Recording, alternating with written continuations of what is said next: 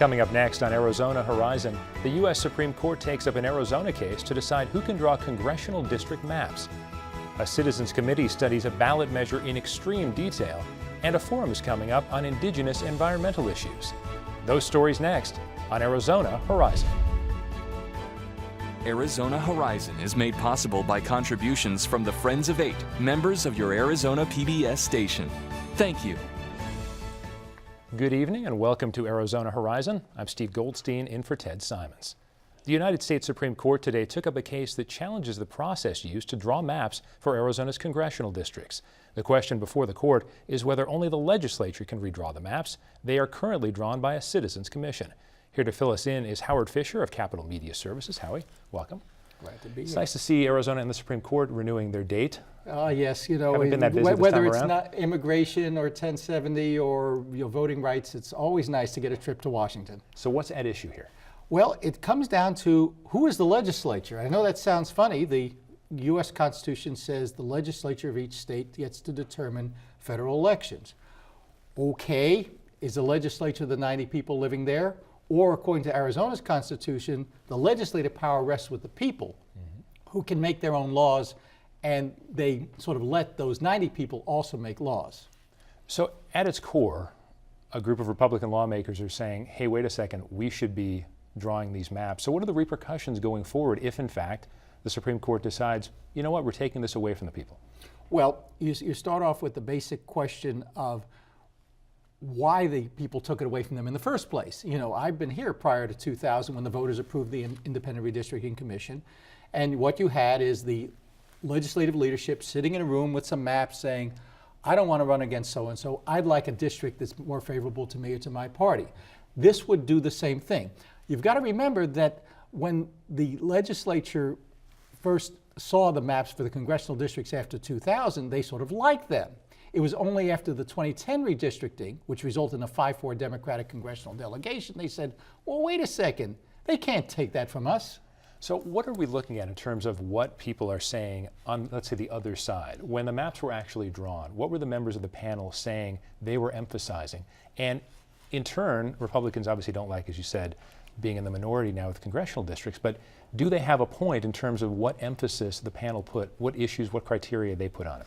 Well, they're not specifically arguing the criteria. I mean, the Arizona Constitution, what voters approve, say you have to consider competitiveness, communities of interest, natural boundaries. You have to obey the Voting Rights Act, even to the extent it's been partially gutted by the U.S. Supreme Court. This argument goes to that central question, at least for congressional districts, of who is the legislature? You know, the U.S. Constitution is clear. However, if you talk to Mary O'Grady, who's the commission attorney, she will tell you that there's case law which says that the legislative power is what the people decide. And again, Arizona has one of the most broad powers for the people: initiative, referendum, recall. And her argument is going to be that that means the people get to decide. The people amended the Constitution in 2000. They have the right to decide that for the purposes of redistricting, we are delegating our legislative powers to the 5-member redistricting commission and taking it away from the 90 lawmakers. I'm getting about as hypothetical as I can. Let's say the Supreme Court decides to give this power back to the legislature. Would a ballot initiative be henceforth and coming to go back to the system we've been using with clean elections? I'm sorry, with the redistricting commission. Well, I don't think you could because of the fact that you've got this question. It's a federal issue. If the U.S. Supreme Court decides that you cannot take it away. Now, you still have the separate question. The redistricting commission would continue to exist because the 30 legislative districts that are set, there is no requirement that it be set by the legislature. But there's some separate lawsuits on that and how the commission drew that, and that also may end up at the Supreme Court. Without reading the minds of the Supreme Court, which is almost impossible, I'm not going to ask you to predict how they might rule. Why do you think they decided this is worth taking up at this time? Well, I think that on one hand, they really didn't have much of a choice. There's an unusual provision on federal law and judicial proceedings. Because this was an election case, came out of a 3-judge panel, it was a direct appeal that went to them. But there's also a threshold issue that they may get to avoid this on. The question becomes, does the Arizona legislature have the right to ask the U.S. Supreme Court to effectively void a provision of the Arizona Constitution because it took away their political power? So we could end up with the court not reaching the decision of who is the legislature and simply saying there's no case to be tried here. You mentioned the legislative districts as well. Is there any reason to think, how similar are these? Let me rephrase that. If in fact the High Court decides one way on congressional districts, would a court then determine the legislative districts have the same criteria to apply there? Well, the criteria are the same, but the issue in the legislative district question is, do the 30 districts have to be equal in population? The allegations in that lawsuit brought by a different group of Republicans is that they took Republicans and packed them into Republican districts, leaving these underpopulated districts, which gave the Democrats the edge. And there is a requirement that the districts be as nearly equal in population as they can be, and you've got a 9% differential between the largest and smallest districts. And that may be unconstitutional in terms of violating both the state and federal constitutions. Howie, final question. We already considered and discussed the possible repercussions, but in a big sense, if in fact the High Court were to change this, how big an impact? Really flesh that out for us. Well, I think it's a very big impact. If the legislature gets to redraw the lines for 2016, you can count on districts that won't favor Democrats 5-4. I think you could end up with a 6-3 or 7-2 Republican congressional delegation. Let me put it this way. If this had been changed prior to the 2014 election, you can bet that House Speaker Andy Tobin would have drawn a district that he actually lived in and perhaps had a better chance of winning against Ann Kirkpatrick. Howie Fisher, enjoy your trip to Washington. Thanks for being here. Glad to be here.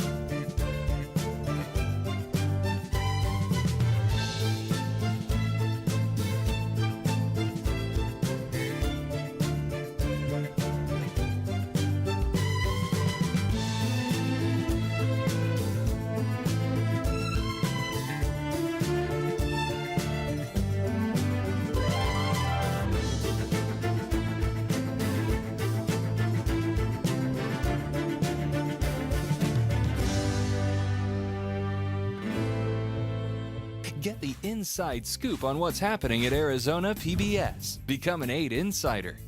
You'll receive weekly updates on the most anticipated upcoming programs and events.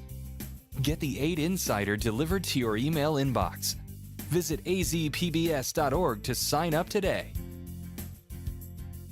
Arizona successfully completed its inaugural Citizens Initiative Review, a project to help voters better understand complex ballot issues. For nearly 4 days, 20 participants who represent a sample of Phoenix voters thoroughly examined the city's Proposition 487, a pension reform proposal.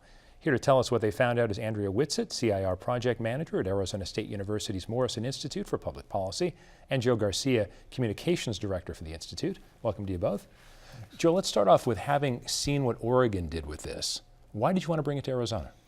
Well, we went up there more than 2.5 years ago to witness it, and we saw a model for direct democracy, and that's engaging voters through awareness. Basically, it's like a jury system where you bring together 20 individuals, a sampling of the electorate or the population, and everybody gets together to study an issue, very complex ballot initiative, and then they come up with everyday language on how they can explain to other fellow voters what this means, the pros, the cons, the key findings.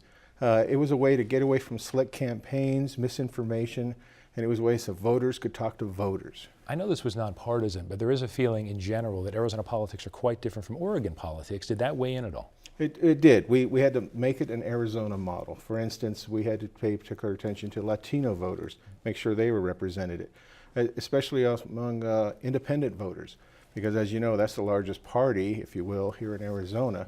So we had to look at different demographics and what worked here in Arizona would be an Arizona model, but based on a very successful award-winning program that they had in Oregon. Andrea, 3 million people in the metro area here in Phoenix, if not more. How did you get it down to 20 people in Phoenix who are going to be involved in this? Certainly. So we started by reaching out. We sent a recruitment mailing to 5,000 randomly selected voters in the city of Phoenix and invited them to respond with a questionnaire that provided some basic demographic information.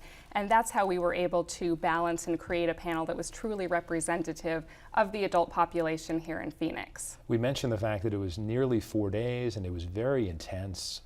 The panel was hearing from people from all sorts, people on different sides of the argument. Can you take us behind the scenes a little bit? What did it really turn out to be like? Was it smooth? Did people get along? Were they civil?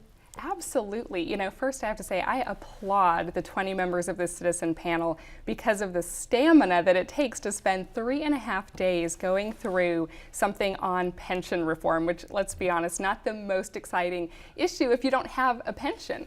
But I think that the thing that's really exciting about the CIR is that it brings people in. It has a huge, tremendous amount of buy-in. People say, I want to be empowered to get to the bottom of this issue, to understand it, and as Joe said, communicate in everyday language with my fellow voters so that they can go to the ballot and be informed about the measure. So people were incredibly civil, incredibly respectful. To give you a sense of some of the comments, when they did their concluding circle at the end of this process, when you're expecting there to be some fatigue has set in, people were saying things like, this has restored my faith in the democratic process, or this has given me clarity around an issue, so it's going beyond what you see on campaign signs and mailers that come in your mailbox. And Joe, did you also hear from the presenters what they thought about the panelists and maybe the questions they asked? Did they feel like the process was as engaged as they wanted it to be?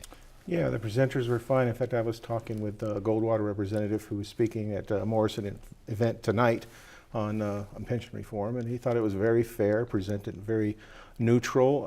Then they said that should be our role, and we live by that. And that's why we thought it would work for here in Arizona, was Morrison Institute playing a nonpartisan role. And that's one of the reasons that we didn't give the up or down on anything. We just gave the key findings of what these the 20 panelist participants want it to be. So we weren't trying to sway the vote as much as we were trying to inform voters to vote however they see fit.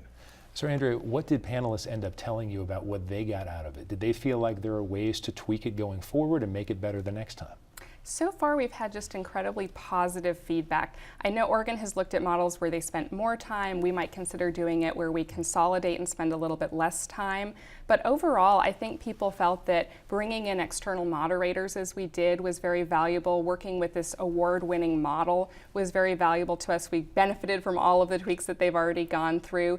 And you know, one of the other quotes I wanted to share, there was a citizen panelist who said, we came together and we did not just agree to disagree. We agreed to agree on an outcome. And how powerful is that? And he said, don't we wish that our politicians could do the same? And I think that was exactly the kind of feedback that made Morrison Institute feel like this is something we want to carry forward beyond the pilot and take statewide in the future. And the panelists agreed on 2 outcomes, right? What were the best arguments in favor of the proposition and against the proposition? So what did that end up looking like? How detailed was that? So in terms of the citizen statement, they had their key findings. Again, those were agreed to by a supermajority of the citizen panelists. And they also presented their best arguments pro and con. So as Joe said, it wasn't about taking a vote and trying to persuade people one way or the other. We really asked the citizen participants to put their personal views to the side and think about the claims made by the campaigns and to evaluate them based on reliability and importance to their fellow voters. And Joe, ultimately, did it seem to make sense when it came down to, did it seem like the panelists really got in as much as the information they were given? Did they give it out quite as well? Were they able to filter it out? Absolutely. It's an amazing thing to watch because you really see democracy in action. And you believe that this is what the forefathers and the framers of Constitution really had in mind when they talked about an informed electorate. And everyone took their duty very seriously and were able to put upon, their personal viewpoint didn't matter. But I think that the charge that they took to their duty, I mean, it was really admirable, beautiful thing to see. And I think that if you go to our website, you can find the key findings. This is all their words. It wasn't our words. It wasn't filtered. It's the words they've chosen to tell fellow voters, this is what you need to know about this proposition. Andrea, what's interesting as well is Joe compared it to a jury. And so I come back again to perhaps the personalities of the folks involved. Did it feel like people stood out as sort of leaders of the group? Was it something where they really shared all their ideas together and then eventually emerged in this consensus? Or did it really seem like there were some who were taking charge more than others? You know, the process is designed to make sure everyone has an equal voice and is equally heard. So for instance, even the configuration, their seating arrangement is changed every day. When they break out into small groups to deliberate, they're changing the composition of those small groups. But it was still very exciting to see how some people took on a little bit of a leadership role in a really positive way. There was a woman on one of the mornings when they were sort of responding and reflecting on one of the advocate resource panels they had heard from the day before, and people were starting to get a little bit petty of saying, well, I didn't like when their posture changed in this way or that. And she said, you know, I want to remind everybody that it shouldn't matter. We are here to get to the bottom of the measure, and it's not about personalities of individuals. And it was great to see that kind of self-policing of saying, it wasn't the moderators intervening, this was someone on the panel herself who spoke up and said, let's come back to the issue at hand and what we're being tasked with doing here. And Joe, finally, this was a citywide initiative that was focused on, because really rare for Arizona, there are not statewide initiatives, at least voter pushed initiatives at this point. How exciting can this process be, let's say in 2016, if you've got many, many ballot measures to choose from? Well, that's what we're very excited about, and taking it statewide and doing a statewide initiative, because that's what's intended for. We were somewhat fortunate that it was a smaller model so we could work out any bugs, and actually there were very few bugs to work out because the program is that solid, that tight. And you know, we added a neutral section to it. Instead of just advocates, we added a neutral presentation. But we're excited about the upcoming next 2 years to look at some ballot measures and for Arizona voters to vote in the most intelligent way, because there's going to be some doozies on the ballot in 2 years from now. Andrea, final thoughts on that? As far as going forward, we already discussed a little bit tweaking, but when you have so many more measures to choose from, how might your criteria change? I think it's exciting, and the one thing that I would add to what Joe commented is really building upon the place that we added to this program to bring in neutral subject matter experts. And some of the feedback I have received was that once the citizen panel drafts their statement, to have an opportunity, not for the advocates, but for neutral experts to give them a little bit of feedback, to just add that layer of vetting to the process. And I think that's really good advice and something we would consider as we take it statewide in the future. Andrea, Joe, thanks for the conversation. Thank you, Steve. Thank you.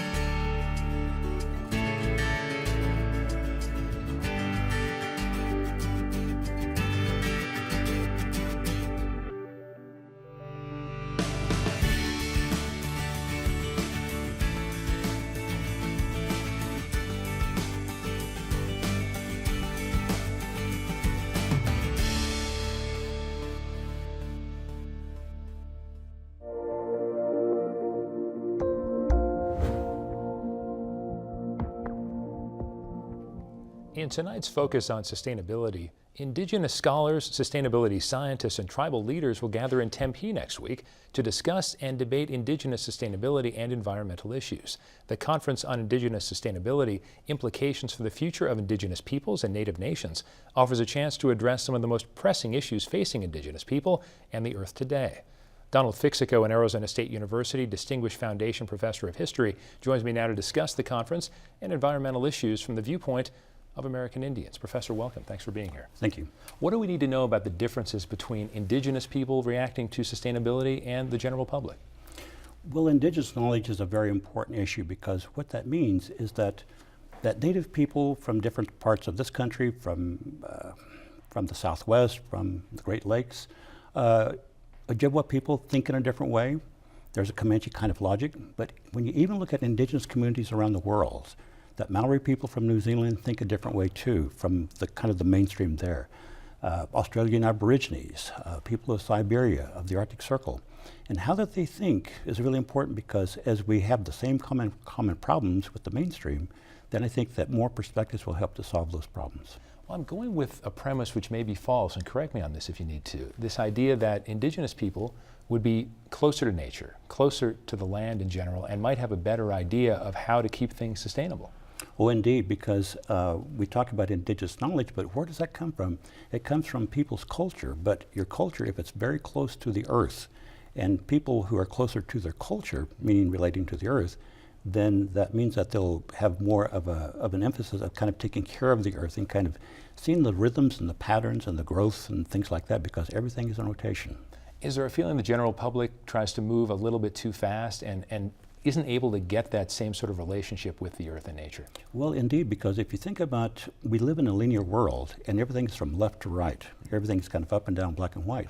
But while the mainstream society is doing that, then the earth is rotating and there's patterns. So all of that is kind of happening with all this movement of rhythms and patterns and things like that. And we really think that in this conference that people need to understand that. Why is Arizona such an obvious place to hold a conference like this? Well, largely because of the leadership of Arizona State University, because of President Crow. In 2002, what he said is that we will gather scholars, and they will be American Indians and other scholars, and so there's about 20 American Indian scholars and about 50 altogether across the campuses who work on Indian issues. And he said in the statement in 2002 that they will come together, we will empower them, we will help them to make ASU the leading institution, the leading academic institution regarding American Indian issues and how that those issues fit into the broader society. And that's what this conference is going to do. How many Native American students does Arizona State have, do you know? There's about 2,400. In fact, we are the number 2 university in the entire United States that has the largest Indian population.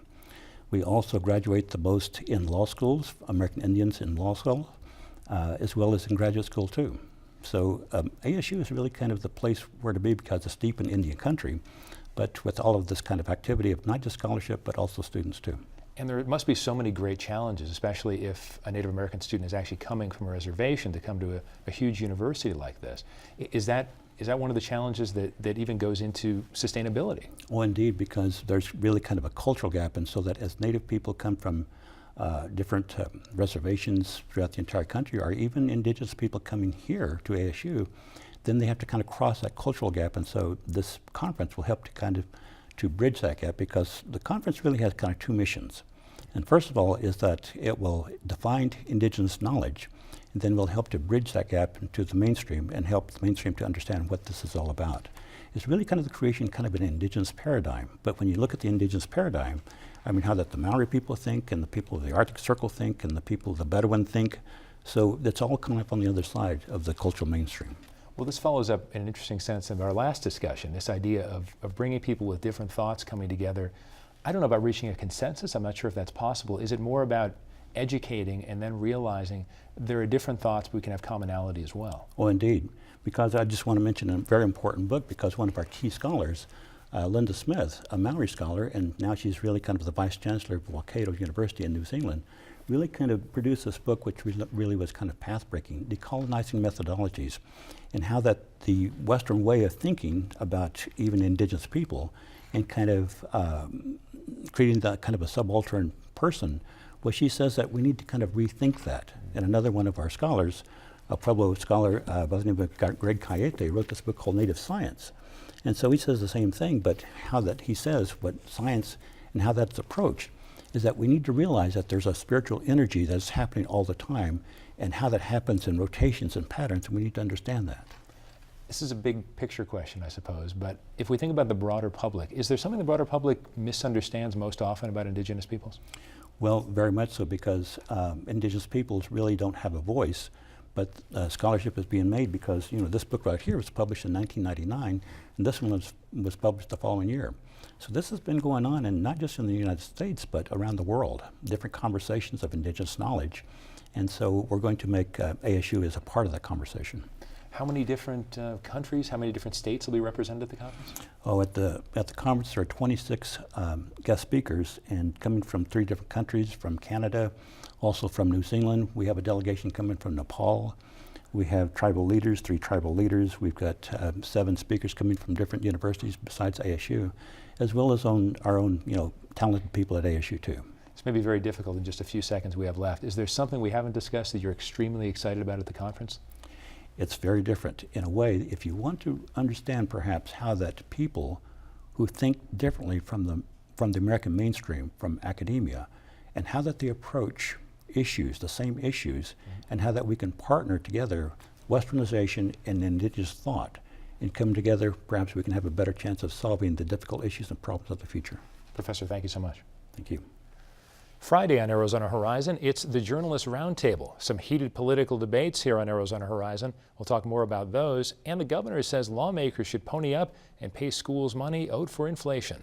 Those stories and more Friday on the Journalist Roundtable. Thanks very much for watching tonight. I'm Steve Goldstein. We'll see you on Friday.